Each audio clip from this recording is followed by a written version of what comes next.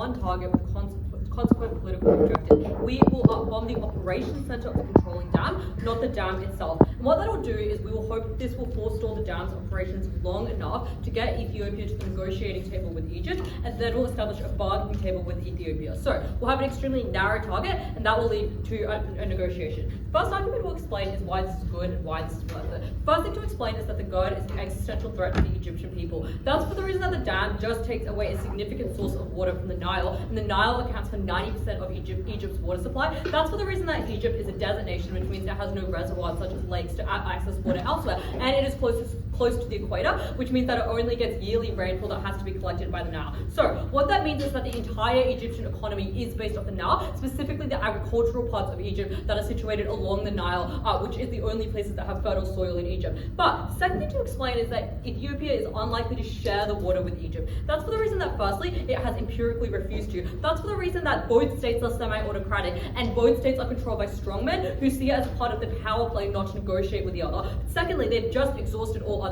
avenues. Egypt has tried petitions, they've tried negotiations with the AU, and that hasn't worked. Thirdly, we would note that they are trying to expand further in the Nile, into the Nile. That's say Ethiopia is actually doing the opposite thing and trying to pursue more Blue Nile projects. Fourthly, we would note that Ethiopia is just desperate. Ethiopia needs a lot of water. It is unlikely to compromise with Egypt because Ethiopia does not have many other sources of water either. For the same reasons I gave before, Egypt doesn't have other sources of water. The next thing to explain is that other options have been exhausted, such as diplomacy. That's for the reason that firstly, because this caused such huge controversy and conflict, the AU and other bodies such as the UN and also the US just forced the two countries to negotiate and just forced them to do mediation. But it obviously hasn't worked, so they have gone through other channels and they haven't worked. Secondly, obviously there is a peaceful preference for negotiation. Obviously that hasn't worked. So the construction of the dam should signal to you that any other options that this team wants to talk about are just not feasible and have traditionally failed. The next thing to explain is why we are likely to achievably get rid of, achievably militarily strike the operations control center. Firstly, I'll explain why this will militarily be successful. That's for a few reasons. Firstly, I would just point historically there is precedent for this.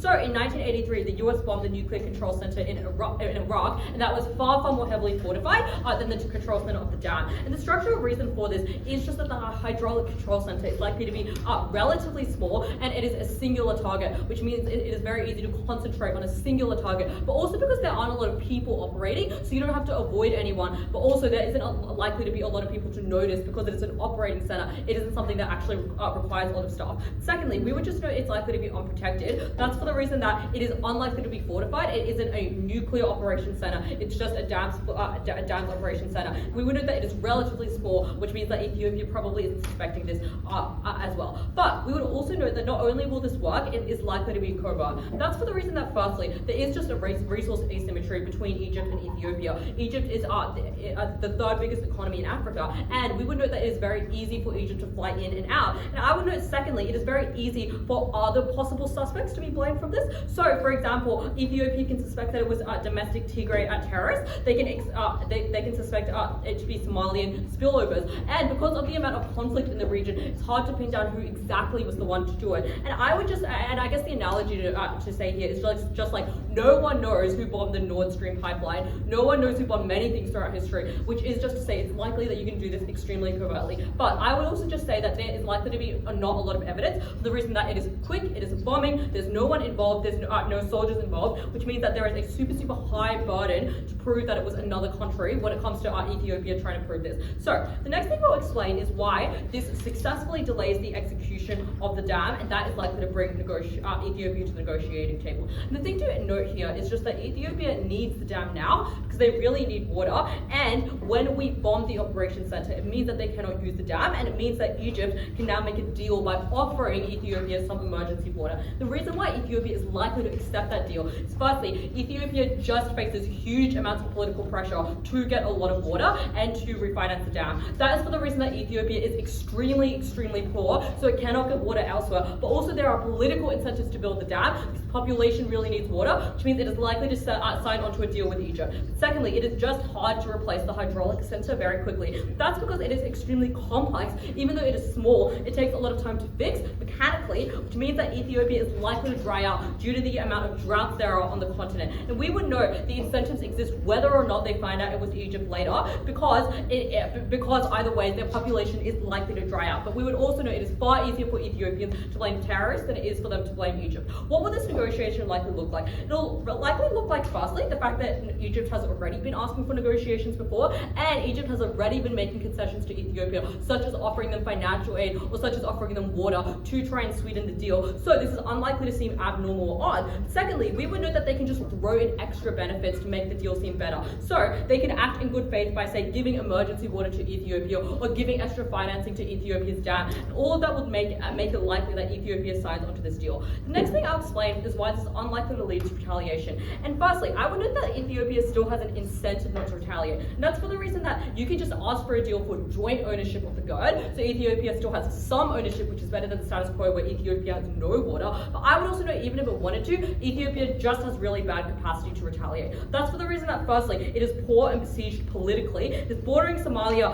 It is dealing with the Tigray conflict, but it is just one of the poorest countries in the world in comparison to Egypt. Secondly, we would just note that Ethiopia will fear Egyptian retaliation for the reason that Egypt has a pretty significant army in comparison to Ethiopia. Thirdly, we would note that the US will obviously be on Egypt's side, and that Ethiopia is likely to fear the US, and that's for the reason that the US needs a place for Palestinian refugees to go, which is why Trump has allied with Egypt. And we would note that Trump importantly thinks that this dam is illegal, which explains why Ethiopia will unlikely want to retaliate with Egypt. But fourthly, we would note that Ethiopia just will not find the requisite burden of proof to get other allies to retaliate against Egypt. That's to say, it won't have the burden of proof to get the African Union to retaliate against Egypt because this operation is likely to be so covert. The next argument I'll make in this speech is just that not doing this is likely to cause domestic turmoil. And that is to say, if we let the GERD dam go ahead, it will divert such massive amounts of water from Egypt, and that will have a massive amount of consequences to the livelihoods of Egyptian people. And this is likely to be extremely bad because it is likely to result in a radical party being voted for, or it is likely to radicalize the current incumbent government, one that starves the Egyptian people of water. And that is likely to do worse than this policy. That is likely to look like a government that threatens to bomb the dam. That is likely to look like a government that threatens to go to war with Ethiopia. That is likely to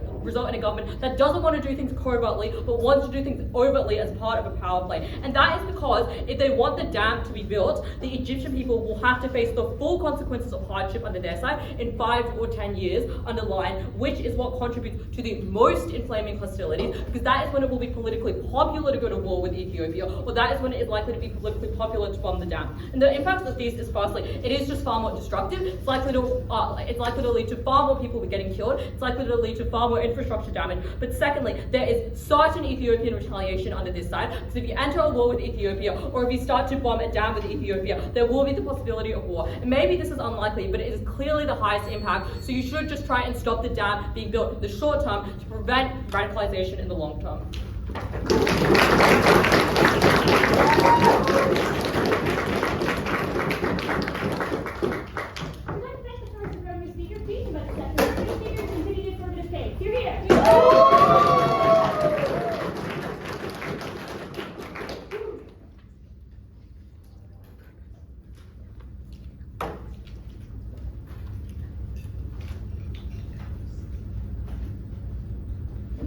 My patience for writing is going to be quite a bit.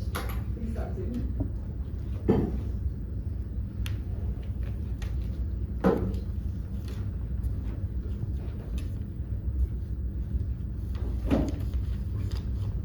I'm going to start by explaining the impetus for this policy, then why we better get water for Egypt, and then lastly why Ethiopia won't retaliate. On the impetus for this policy, Ollie says, well, Egypt still gets some water under this policy. 3 responses. Firstly, Ethiopia has incentives to press their cards too much because right now they have all the leverage. The framework we give you at Maya is their leverage is the dam, and Egypt has no kind of bargaining power except military bargaining power, which we uniquely use. Secondly, even if you don't believe right now they're taking all the water, Ethiopia has an incentive to escalate, take more parts of it. But thirdly, even if that's not true, at least we get concessions certainly, and we get them earlier. We think it's very likely that GERD is an existential threat to Egypt. And even if you don't believe they're taking all the water, like the frame we give you at Maya is that this is an economy entirely based on the Nile, and the Nile gives it all. It is entirely based on the Nile, and the Nile gives Egypt over 90% of its water. It is a desert nation, so it needs literally all the water it can get, even if you don't believe that they're taking all the water. That explains the impetus for this policy. Let's then explain why only we solve this issue. Firstly, they point to diplomatic pressures. The problem with this is that firstly, this is literally a status quo countermodel. This is already what they've done. They've already exhausted other options. But secondly, the other problem with it is it's just not mutually exclusive.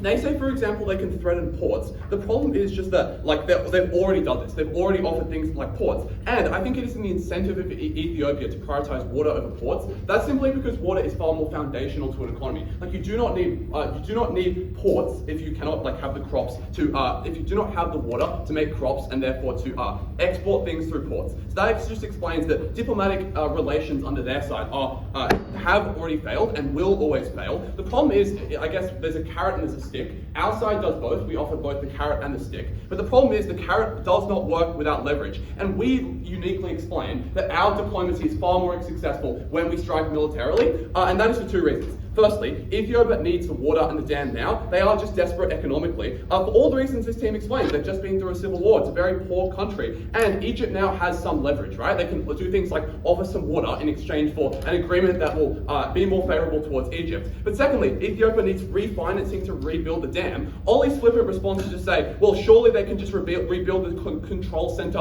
immediately. We think that obviously this is extremely technical, like it's hard to rebuild a control center, but also just think there's a vast resource asymmetry between the two countries. I would lastly just say on that Ethiopia, because it's like led by a strongman, has a lot of short-term political incentives, which just means that they need to refinance and rebuild the control center and the dam right now. So that explains that diplomacy doesn't work on their side. Only we led policy to do diplomacy. The second thing they say is that, well, you can get help from the West, and the West will turn against you on the outside. The problem with that is that we explain at Maya why the West is kind of broadly pro-Egypt, but they require the West to do kind of far more than we do. Like, all we require the West is to kind of not intervene and just be okay with Egypt bombing this dam. They require active things like sanctions and sort of intervention from Trump, which I just don't think they prove. Ollie says that, well, this looks very bad internationally. There are two problems with this claim. The first is that I think they can just invoke a self-defense principle, even if the world finds out that this is Egypt, and I think Maya does explain that they won't find that out. Ethiopia still just looks like the aggressor, because they're the one who's taking Egypt's water supply. Egypt has always had access to the Nile. They've always relied on this for agriculture. So it's still Ethiopia that looks like the aggressor. But the second problem with this is that even if they think Egypt has not been perfect, I think countries are just kind of like fundamentally self-interested, and like fundamentally, like we've explained that, for example, Trump needs a place for Palestinian refugees. And I do think that these countries would just rather Egypt has the water. It's incredibly productive agriculturally because it has fertile soil because it's so close to the Nile. The Nile floods each year. So we just think that they'll take a pragmatic approach. That pragmatic approach just means still backing Egypt. So all that explains that diplomatic pressure or pressure from the West or anything they want to point to is inconsequential and not enough. Those things only have potency on our side. We take some military action and we take back the leverage from Ethiopia to Egypt. I will now rebut their claim on retaliation. There are 5 problems with this claim. The first is they just do not know it'll be Egypt. Ollie's only response is, well, who else could it be? Firstly, it could just be a technical failure, and secondly, it could be the domestic terrorist groups that they explain. And we give a lot of reasons at Maya why it's likely to be covert and remain covert, but there's a vast resource asymmetry. It's a very quick and limited operation. You can literally go in and out, and you have plausible deniability. The second problem they explain is just that even if they realize that it's been some military attack, they just won't blame Egypt. Like, firstly, it looks weak for the Ethiopian government. If they've been attacked externally, it looks better for them, for example. They just say it was an internal failure because it looks very weak for a strongman to be attacked by another regime. But secondly, I think they'd rather blame domestic terrorists rather than the Egyptian government, partly just because it's easier to rally the population around domestic terrorists, but also just because this is a larger threat to the Ethiopian regime. than Egypt is. Like, it can sow in domestic chaos. So all of those reasons explain that either the Ethiopian government won't know this was Egypt, they won't have plausible deniability that it's Egypt, or they'll know, but they'll just have incentive to blame something else. The third problem with this claim is just that they lack the capacity to retaliate. We explained that there's a vast resource asymmetry between the two countries. Ethiopia is relatively poor, but also just because they're currently besieged politically, for example, by civil war and domestic terrorism. Ollie's response to this is to say that, well, Ethiopia is currently militarized because it's just ended a civil war, for example. Two responses. Firstly, the civil war explains why the government is in fact weakened, not strengthened, which actually reduces their capacity to retaliate. And secondly, the civil war explains that they're in fact distracted and they have less incentive or less capacity to divert attention towards this or whatever. The fourth problem with this claim is just that even if they have the capacity to retaliate, they don't prove that they have the incentive. Like we explained at Maya, that just that because of the resource asymmetry, Ethiopia are scared that if they escalate beyond just a covert, limited military operation, they escalate to the things that Ollie describes, like polluting the water supply, then that will result in further retaliation from Egypt. And Ethiopia will always lose that battle. But also just because we explained that the West is likely to back Ethiopia. But the final problem with this claim is I think access to water is far more important than fighting. I think the worst version of the claim, which is poisoning water, is very unlikely because that would also be extremely bad for Ethiopia. But I think access to water is far more important. Firstly, it affects everyone. Everyone relies on this for food, for farming, for economic prosperity. Fighting might only hit certain parts of infrastructure, certain people, certain parts of the country. Secondly, we think your prosperity, your access to water affects your ability to fight because it means you're a wealthier country. But thirdly, at least you can block or retaliate against fighting. At least, as we explained, because you're a wealthier country, you have a stronger military, you can fight back, you can resist the fighting. But we explained that this is your only way to block water restrictions. This is your only way to stand up for yourself in this regard. But I think that the final and damning observation for this team is just that we explained that comparative is far more extreme action, is that if the comparative goes ahead, that will be extraordinarily unpopular, it will be terrible for many people within Egypt, it will mean that their livelihoods are absolutely screwed, which means that, firstly, worse forms of military action will happen in the future. Maybe this team's counter fiat applies to the Egyptian government right now, doesn't apply to future Egyptian governments in 5 to 10 years. But secondly, the comparative is domestic turmoil, which is probably far, far worse than attacks from a foreign actor or retaliation from a foreign actor, because it means, for example, that you've sown discontent in the country or the current government gets voted out. So they need to prove why the comparative is better if we don't do something right now, given what an existential crisis GERD is to the country. Proud to affirm.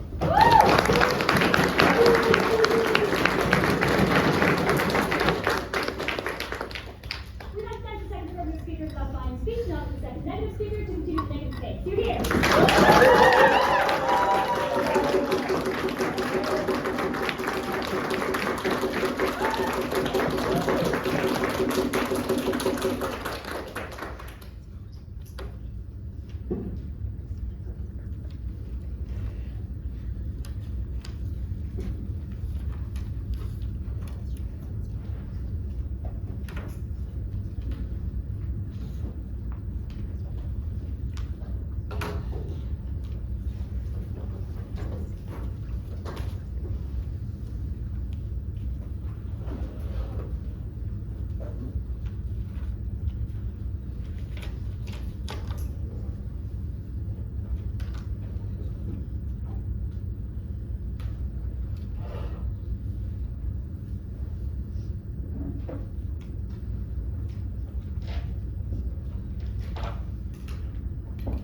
This team condemns thousands of Egyptians to live a life of fear.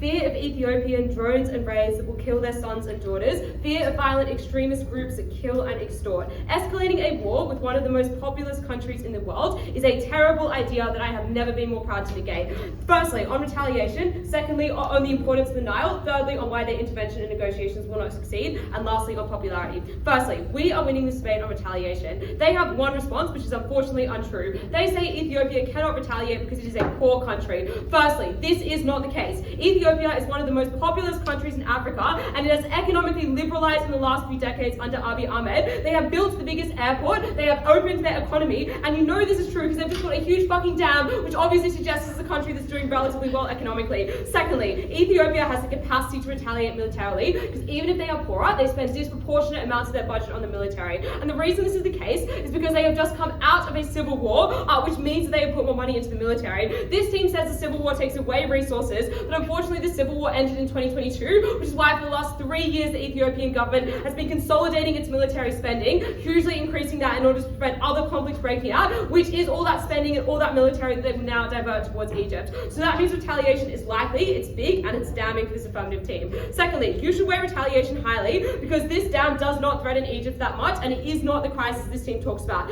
Firstly, this is only a small part of the Nile. Look at a map, like the Nile is the second biggest river in the world. The dam is geographically far away from Egypt. There are many other tributaries that go into the Nile in between, in countries like Sudan and other parts of Egypt, which just suggests that the actual amount of water that you lose is not that big. Secondly, this dam controls flooding, which means for some parts of the year it is actually a benefit for Egypt. Bear with me here.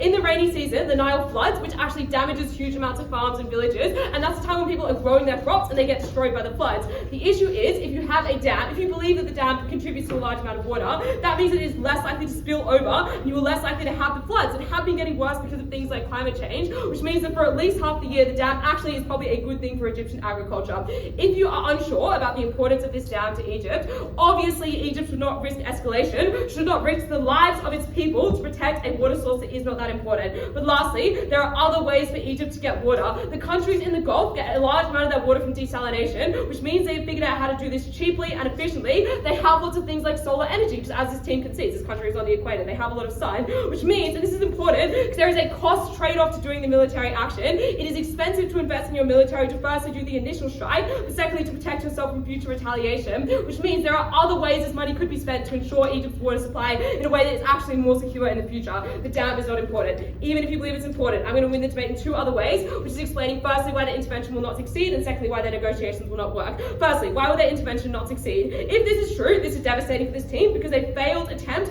has the same risk of escalation because it is clearly an act of aggression, but it does not give them the leverage they need to achieve. Firstly, why will they know that it is Egypt who has done this attack? The first reason is that it is incredibly easy to do surveillance because you are this is incredibly important to Ethiopia. This dam is providing a large amount of energy to them, so obviously they're going to have surveillance around the control center, which is the target this team is going for. So obviously they will be able to track using things like AI to a very high degree of accuracy which country, which planes, and which drones are attacking their control center. But secondly, Egypt clearly has the biggest motive to do this attack because they are the one, as this team says, that is the most worried about the water. But lastly and importantly, Egypt is the only one that has the capacity to do this attack because obviously the TPLF does not have fucking fighter jets they could use to bomb the dam. Obviously the groups in Somalia don't have fighter jets or drones or any of the strategies this team tries to talk about, which means the only people who plausibly could do it and would want to do it is Egypt, but we don't have to prove to 100% certainty that they know Egypt does it because they will suspect Egypt, and that is enough for them to retaliate for all these reasons this team says about why they are irrational strongmen. Secondly, why is it incredibly likely that the control center is protected? If it is, as they say, important for Ethiopia, which it probably is, because they spend a lot of money on it and it increases their energy supply, obviously they will protect the control center, and this team, by making their model really small and boring, just makes it so much harder to actually achieve anything, because it's really easy to protect one control center compared to an entire dam. You just need one military unit to stand around it with guns. You just need one flock of drones to take down any planes who come close, which means that clearly if you have they probably have to support actually bombing the dam. If they're only supporting attacking a tiny center, that's easy to do it. Their only mechanism is the US has done it, but obviously the US is way more militarily advanced in Egypt. That just does not make sense. So the attack does not succeed. Next, why is it the case that their negotiations will fail, and therefore even if they get the leverage they want, it won't actually work? Firstly, listen to the mechanisms that Maya gives in her speech. She says that Ethiopia is desperate, that Ethiopia is led by a strong man who doesn't want to look weak. This explains why escalation is so likely on our side. This explains why you will never get negotiations when you challenge a strong man. And when you make that strong man look weak, that explains why violence is the tipping point. Because their model doesn't act, and this is incredibly bad for them if that's the case, because their model doesn't even damage the dam. If if this leverage and if this negotiation doesn't work, like even if you actually took out the control center, the water is still sitting in the dam. It's not flowing towards Egypt. It's also not going towards Ethiopia. No one accesses the water, and the escalation happens anyway, which is just devastating. But secondly, the mechanisms they give as to the reason that we have leverage, because they say we have no leverage right now, but they helpfully explain the leverage that Egypt has right now for us, because they say things like, you could sweeten the deal, you could offer up things like water, that Ethiopia is afraid of retaliation from the US and the rest of the world. All these are obviously symmetric mechanisms, right? Like all of those are existing things that we can use in our negotiation,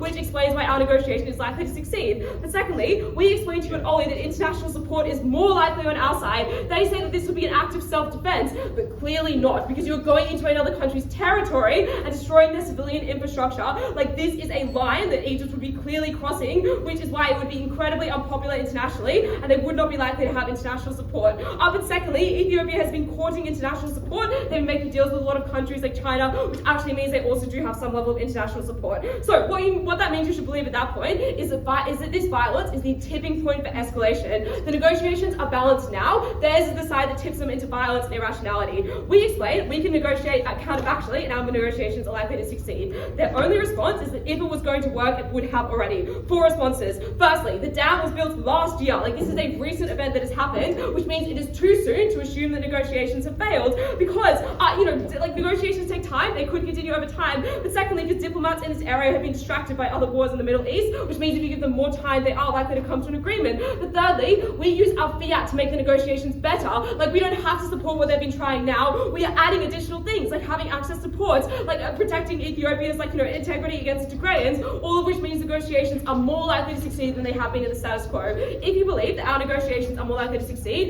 you again obviously should not take the risk of military escalation. Lastly, I want to explain why this would actually be incredibly unpopular in Egypt, which is maybe like a new principle claim that the Egyptian people would hate this, and response to their claim about the comparative of more violence happening in the future. Egypt cares about not destroying civilian infrastructure because Egypt is comprised of people who have moral intuitions and think it is wrong to destroy the infrastructure of another country. Secondly, there is no history of conflict between Ethiopia and Egypt, which means there is no animosity between these people, so they don't understand why their government would be targeting the infrastructure of another country. The reason this is bad is because the dam is providing energy to Ethiopians, it is putting lights on in rural communities, and it is civilian infrastructure, which means that Egyptians know it is against international law to attack this infrastructure.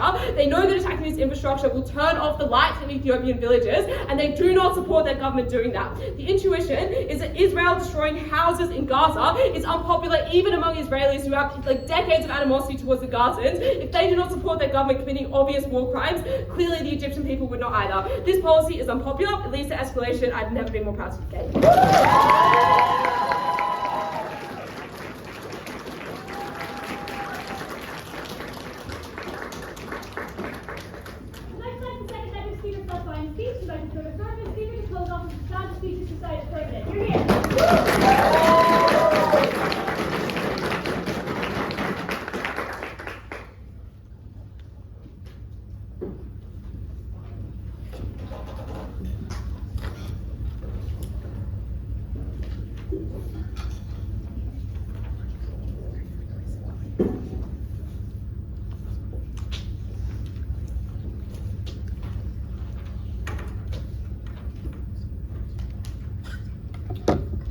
Go.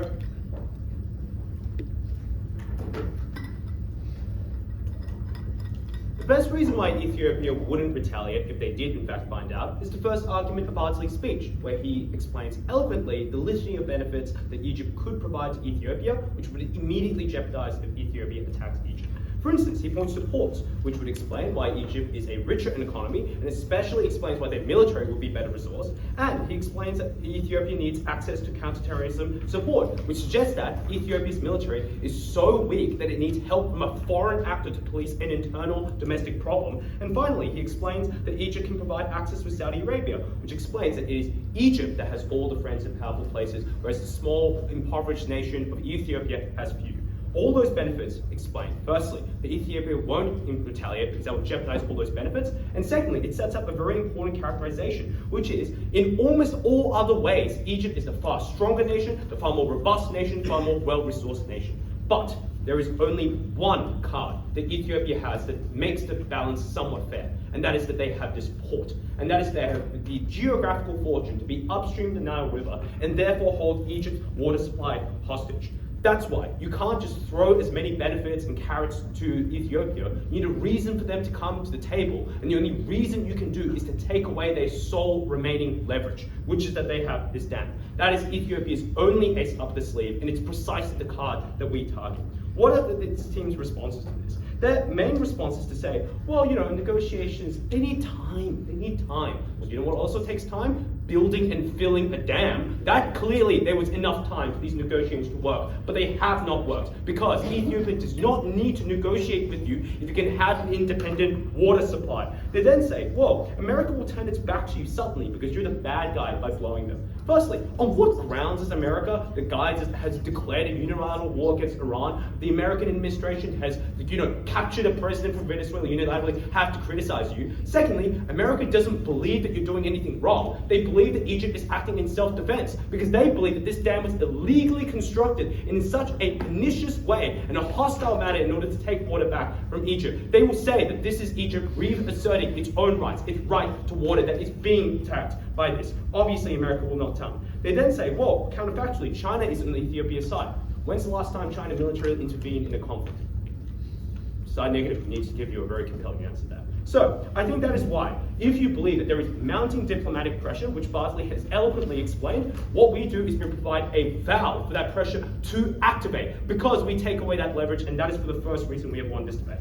I will now deal with their claim on retaliation. There are 4 unproven premises here. Number 1, that Ethiopia has the capacity to retaliate. Number 2, that they will find out in the first place. Number 3, if they do in fact find out, they will out Egypt, and they have the incentive to out Egypt. I will start by attacking capacity, because irrespective of incentive, if they don't have the capacity to attack, they will. Minus reasons for why they have the capacity are laughable. I would think the ordinary intelligent voter, or indeed the person in this room, would probably know one fact about Ethiopia, which is that it has experienced a lot of famines. The second fact that this team helpfully identifies is that they've been through a civil war. Ask yourself, does the combination of those 2 facts suggest that Ethiopia has a large enough military to go up against the 3rd largest economy and one of the most populous nations in the African continent? The answer is obviously no. What does Maya specifically say? Maya says they have a lot of people. Sounds like a lot of mouths to feed. They then say, they've built a dam. Yeah, with all of their money, plus the debt that they incurred in order to buy that dam, which explains why they don't have a lot of money to do much else. Thirdly, Maya says, the civil war ended 3 years ago. 3 years ago, a lot of time apparently to build up nations, to reintegrate people back into civil society, to build up economies and governments from scratch. I don't think 3 years is a lot of time, which is precisely why, by their own characterization, they've been hoisted by their own petard. Obviously, Ethiopia does not have the capacity. And maybe they do kind of have the capacity, but that's a relative question. The question is, how much more capacity does Egypt have? Egypt, with its military, with its air force, that has been successful, that has been battle tested, that has been far more well resourced. Obviously, Ethiopia does not back itself in a conflict, and capacity affects incentive, which is why they won't retaliate. So I've already defeated this argument. The next thing that we say, though, is that it's unclear that Ethiopia will ever find out. Now, Maya can say, we have satellite detections. The satellite can detect the plane, maybe. I don't even think it does. What it probably does detect is the explosion. Who knows where that explosion comes from? Also, planes are very, very fast, and planes are relatively undetected. But thirdly, and this is very, very crucial, even if they find out, does Ethiopia have any incentive to put their hands up and say, I think Egypt has breached our airspace perimeter?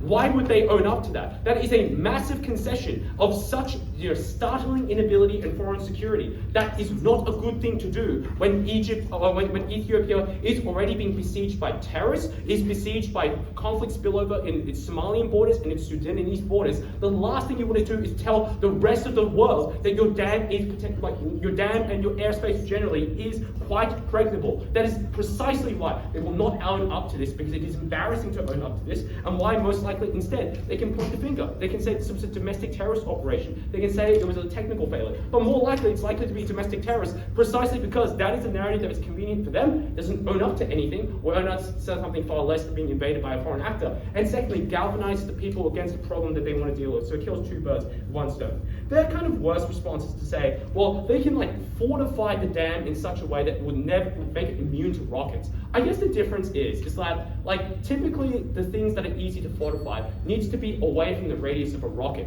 but a dam is just right there, man. Like, do you really, like, how many things can you set up against a dam in order for it to be fortified? It can be blown up, obviously. And secondly, so that's why I don't even know if it's possible to put like anti-missile rigs on top of a hydraulic dam controlling water. Like, how are these armaments working? I have no idea. So this dam can be exploded, and we have explained why even if Ethiopia suspects that Egypt is the one pointing the finger, they don't have the incentive to call it out. In addition, the additional reason why they don't want to call it out is because it's just easier to accept the deal.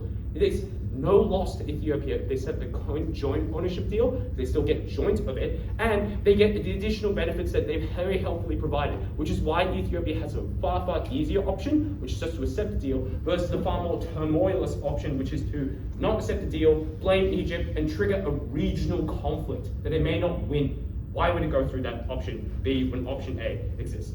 Okay, the final thing I want to do is I just want to I want to defend why this dam is particularly important, because their reasons for against this are so laughable. They say, oh, it's used for hydroelectricity. Water can be used for multiple things. They then say it's just blocking one tributary. It's the primary tributary. Like, a tributary can have disproportionate amount of water compared to other things. But lastly, like, this cuts both ways. If this water is not so significant to Egypt, it can't be so significant for Ethiopia to be worth risking a reprisal attack that might start a regional conflict. So that's why this argument can never really win this team debate. The final thing they say is there might be better alternatives, like, for example, desalination. But this is extraordinarily expensive. Nile is obviously right there. Maya says, well, sometimes the dam can be useful to Egypt. Precisely, yes, that's precisely why we want joint ownership. The point is that you need joint ownership in order to ensure that the dam is in your interest. And they talk about, for example, the ability to use solar power. I mean, good luck. The rest of the world is trying to figure out that problem. I'm not sure Egypt can. The final argument I just want to run is this laughable idea that this would somehow be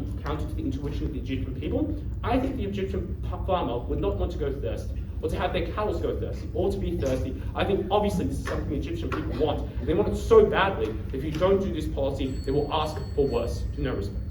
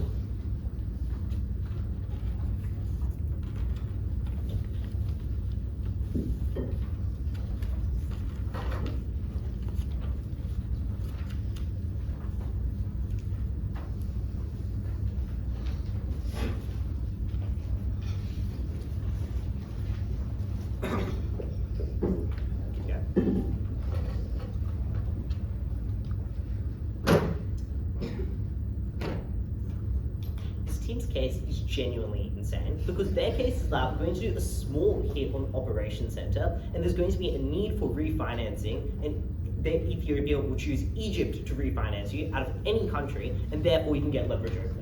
I think points to the absurdity of this team's case because they try at different points of this debate to shift the characterization in a way that makes it favorable to them. At one sense, they tell you that Ethiopia is quite a sensible actor that will realize that they can never retaliate against Egypt, has more capacity than them, and therefore will reach a deal, which would explain why under our side, if they're rational, they'll reach a deal. But at the same time, they try to say that Ethiopia is led by a strongman dictator who would always want to show their strength against Egypt and never negotiate with them. And the problem for this team is they cannot operate in this dichotomy, but we can. Because what we explain is that Ethiopia is mostly rational, and they would mostly do what is in their interest, but if you provoke them, and if you give a strongman leader a reason to be threatened, and a reason to be scared of his power, and need to show domestic strength, that is when they never negotiate with you, and that's when the actor shifts irrationality in this debate, which explains why we win. And the other deceptive thing this team does is all of their benefits come from the carrots that are symmetric in this debate. The fact like giving them ports, giving them more development aid, giving them financing, it doesn't come from the actual strike, which clearly they can fix quite quickly. First question then I'll ask is, can this be done covertly? I'll then explain, is this symmetric? Is this an exclusive benefit? Thirdly, is it likely to be something that's worth it?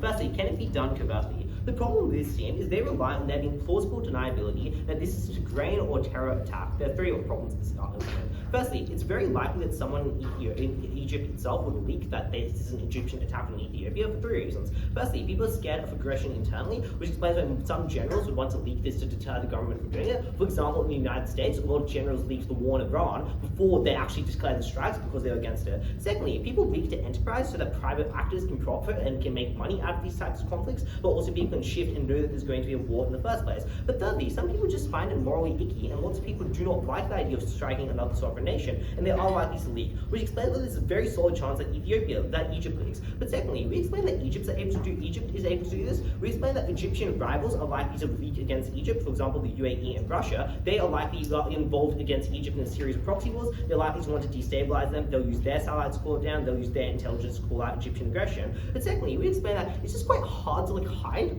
If you believe then that this is the economic backbone of Ethiopia, clearly there are people surveilling this place. Clearly there are people outside. Clearly it's not easy for someone just to walk in, plant a bomb, blow up bomb, and leave. People are clearly able to see what's happening, and they are able to find out that it is an Ethiopian. But additionally, we'd explain that Ethiopia's military is actually quite good at surveillance for the reason that they need to surveil the Tigrayan area, which explains why they have a lot of intelligence in domestic intelligence. But finally, I just think that other actors won't own up to this. They say Tigray will own up to it, but why would they do this when there's a fragile ceasefire? Why would they risk having the fragile ceasefire to its end? They say that a series of terror organizations will do this. We explain that terror organizations are quite comfortable in Mali and Burkina Faso. It's unclear they want Egypt to increase its crackdown on them. They say that Al-Shabaab in Somalia would do this, but it's unclear that they want Egypt to increase Ethiopia to increase their anti-terror attacks in Somalia, which explains why no other actor would own up to this, and it would just leave you with quite a weird scenario where it would seem like the country that's trying to negotiate for the dam and something happens to the dam, it's probably the country that's been wanting the dam off you the whole time.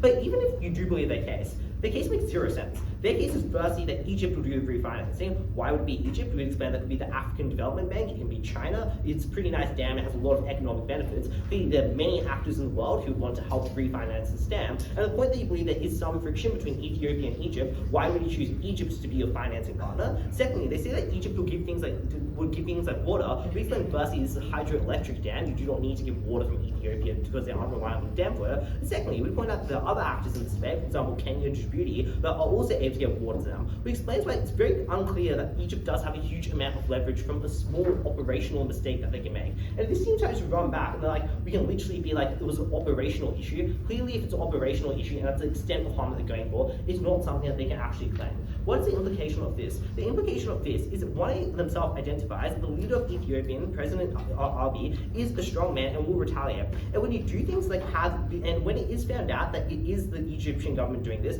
you do get retaliation. What this looks like isn't only just strikes which could happen. It looks like Ethiopia funding things like terror groups in Egypt to destabilize it. It looks like they're contaminating the water. It looks like increasing your claim over Nile feeding points, so it's not just this dam and other points across the Nile that you take control over to try and put pressure on Egypt. And all of these things are quite bad. But secondly, we explained that there'll be international condemnation of this. A lot of countries, for example Saudi Arabia, are very against breaching the sovereignty of other countries. Look at the discourse around Palestine, and we would say that when you do breach the sovereignty of Ethiopia, that is something that's likely to be bad. And even though they say you can frame it as self-defense, it would just be hard to claim it as self-defense for the reason that exists in Ethiopian areas. If you're bombing them, that seems disproportionate to them taking water. But thirdly, even the US, I think this will harm the US. For the reason why the US likes Egypt is it's the only stable state in North Africa, so they can send the Palestinians there. But if Egypt is now becoming an aggressor in the region, the United States would not like that for the reason that it risks Egypt's status to be a stable state that people can go into, which explains why there won't be a stable actor and they'll be destabilized. But finally, they say that you want to be a strong man, so even if it's found out that it is Egypt, you will not blame Egypt and you'll blame domestic terrorists. The first problem with this is you clearly look a lot weaker. It's much weaker if a state and a leader says you cannot control your own people and you cannot control people in your borders, then there are people attacking you outside the borders. Secondly, I would argue that if they are blaming another actor, for example Somalia or domestic terrorism, this will just also cause escalation in the region, which would spill over to Egypt, which would also cause harm. There'll be more guns in the region, there'll be more terror groups acting if there are things like escalation and conflicts around Egypt, which explains why those things exist in the final place. The final claim is to say that Eritrea doesn't have the capacity to do this. We explain that they do. They spend a lot of time building their military. We also explain that they can do things like asymmetric warfare. They can do things like poison the wells. They can do things like create infrastructure damage in Egypt to make them pay. But finally, we would just say that in many instances, it is just hard for you to believe that this dam is not protected and they are not going to escalate. And this is saying that any point of leverage that they want to put on the dam would require them to do something more than just hitting the operational center. It would cause something that is visible and cause escalation. Secondly, is this an exclusive benefit? We point out that most of the benefits from Affirmative are not that exclusive because they try to get the benefits out of the carrots in despair. And we tell you that we can give them too. We can do things like give you access to ports. We can do things like give you access to water. And the notable thing is the reason why this changes and the reason why it's not now is we have counter-fiat as a negative team to start giving the carrots when the counterfactually want giving the carrots. We explain why we can introduce the carrots into the debate and change the actions of Ethiopia. But additionally, I'd explain that what they're doing is rather unpopular and also takes a lot of money. So we can use all the money that it takes to do things like organize covert strike and put that into giving more carrots, so carrots would be able to change their behavior. And the thing I would also note is a series of smaller things that we can do that would create somewhat of leverage against Ethiopia. For example, we can do things like threaten to recognize the Tigray region. We can do things like put more pressure on Trump to do things like sanction Ethiopia if they are doing things like not giving you any water and doing things like bad Nile deals, which explains why if you do believe that the Ethiopia will never retaliate against any form of Egyptian aggression, they can still do some forms of Egyptian aggressions. The Americans don't trade with Ethiopia as much as they do with Egypt, which explains why they are likely to use similar forms of pressure to do this anyway, which explains why the conclusion of this, everything they say is inexclusive and you cannot do it. The final claim is this something that is worth it? And I just do want to give you a simple intuition here. The people of Egypt condemn Israel when they strike Hamas because you are killing innocents and you're resulting in innocent suffering to benefit yourself economically. I think Egypt has seen the West do this, and people in Egypt do have a moral compass. And if you ask the average Egyptian, should we strike another sovereign nation in order to get us water when we already have water from desalination plants, when this is one feedable of the Nile of many, they would say no, because causing war and causing escalation is something that people are opposed to and is a bad idea. You should negate.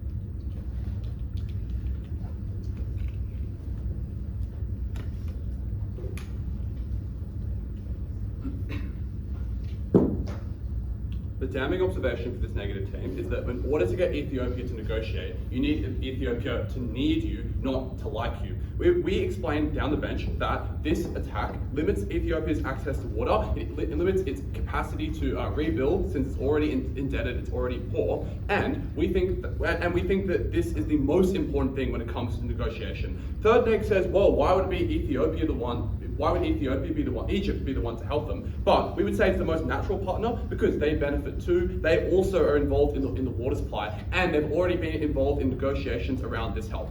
I would note three things under this issue on water. Firstly, they just have a status quo counter model. Third set neg says, well, we can just give them more carrots than we're giving under the status quo, but no carrots are effective without substantial leverage. You need Ethiopia to need you, not just to like you. Secondly, they can't have their cake and eat it too. They say at once that Ethiopia's dam isn't hurting Egypt, that Ethiopia's dam can never be that powerful, but also that they're a very wealthy country and they have the capacity to retaliate. We would say that the more powerful this team explains Ethiopia is, the more their dam is devastating for Egypt and does substantially hurt their economy, which is bad for this team. But thirdly, I think the other problem with this claim is just that everyone views Ethiopia as the aggressor within the international community, as we explain, or even if they don't, they can at least sell that narrative to themselves and other people, since we explain that international actors selfishly want to back Egypt over Ethiopia. Their only real flippant response to our claim on water is that, well, this is only a control center. But we explain it's already a poor country, it's already gone indebted to build what they have. It's hard to rebuild because it's highly technical, it is expensive, and they are just facing facing domestic political turmoil. They need the dam now. They need water now. They need it to get built finally now, which explains the impetus of negotiation. So their counter model is just the status quo. They can't explain something will work when it just has not happened, when they've had a long time for it to work. Only we lend impotency to that. Why is access to water more important than retaliation? Firstly, it's a far more existential threat. If they do not have access to water, it will destroy the economy. People will lose their jobs. People will starve. Things like infrastructure can frankly be rebuilt. Secondly, it affects vastly more people. Everyone relies on this for a job. Everyone relies on it for food. Everyone relies on prosperity. But thirdly, you can retaliate against war. You can at least fight back. You can, for example, block things like missiles or bombs, but you have no way to defend against their restrictions on water except this exact policy. And this weighing also explains why it's politically popular within Egypt, because a strike on Ethiopia, just the center, doesn't kill anyone in Ethiopia, but starvation and poverty would kill people in Egypt. So that explains that's the most important claim in the debate. Retaliation is extraordinarily speculative. There are a number of hurdles they need to jump over. Firstly, they need to prove incentive. We explained that Ethiopia would lose a war to Egypt, that they are reliant on Egypt for ports and counter-terrorism, as this team themselves explained, that Egypt has powerful allies. So they never prove incentive. Secondly, they never prove capacity for retaliation. We explained at Third Affirmative that they've been through a recent civil war, that they have famines that the OIV knows about. They've become indebted in order to build this in the first place. So they don't have incentive, they don't have capacity. Thirdly, we explain it's easier for Egypt to point the finger at domestic terrorists or to claim an internal failure. They say at NEGBLOC that this makes them look weaker than blaming domestic terrorists. The difference is that terrorism is already a known threat to people within Ethiopia. Egypt looks like an additional threat, which people are not already concerned about. But we also just explained preemptively that they'd rather galvanize people against the terrorists because the threat from within is scary to people and scary to the government, which means that they want to galvanize people against them. They say at Third Neg, other actors won't own up. Egypt won't own up either, but it's about who it's easier to blame. So at the end of this, I just don't think they can get the win on a highly speculative claim when they have a number of premises they have not proven. We simply prove that Egypt gets access to water. They desperately need water. That wins us the debate.